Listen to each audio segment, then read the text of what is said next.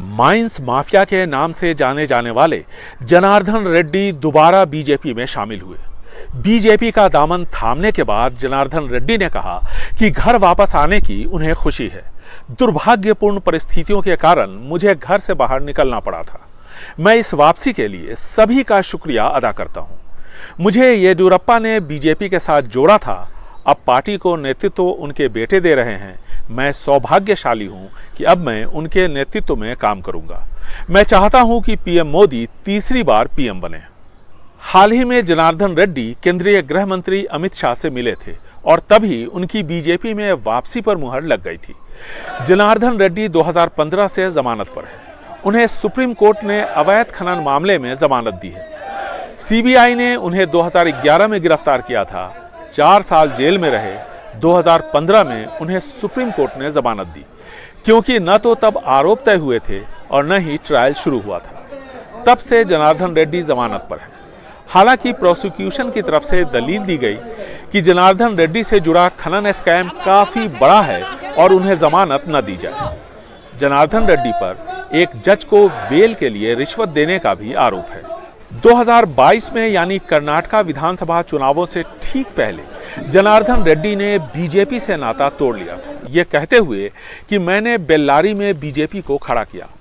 Party का वहां cadre नहीं था, वो मैंने तैयार किया, लेकिन मुझे वो सम्मान बीजेपी ने नहीं दिया जिसका मैं हकदार था। इसलिए मैंने बीजेपी छोड़ने का फैसला किया है। फिर जनार्दन रेड्डी ने अपनी अलग पार्टी बनाई, जिसका नाम रखा कल्याण राज्य प्रगति पक्ष। उनकी पार्टी ने विधानसभा चुनावों में सिर्फ एक सीट जीती और वो जनार्दन रेड्डी की अपनी सीट थी गंगावती की। लेकिन उनकी पार्टी कल्याण राज्य प्रगति पक्ष ने बेल्लारी, बागलकोटे और कोप्पल में बीजेपी को नुकसान पहुंचाया। नतीजा ये हुआ कि बागलकोटे की 7 में से 5 सीटें कांग्रेस को मिली। बेल्लारी की सभी 5 सीटों के साथ साथ कोप्पल की 5 में से 3 सीटें कांग्रेस के खाते में गई, जबकि 2018 में बेल्लारी में 3 और बागलकोटे और कोप्पल में 2-2 सीटें ही कांग्रेस ने जीती थी। कुल मिलाकर बीजेपी और जनार्दन रेड्डी दोनों को एक दूसरे की जरूरत थी। जनार्दन रेड्डी ने जब बीजेपी छोड़ी थी, उस वक्त जितना नाराज वो बीजेपी से थे, उतना ही मीडिया से भी। उनका कहना था कि मीडिया बेवजह ही उन्हें माइंस माफिया कहता है। उन्होंने बताया कि किस तरह वो धनवान बने।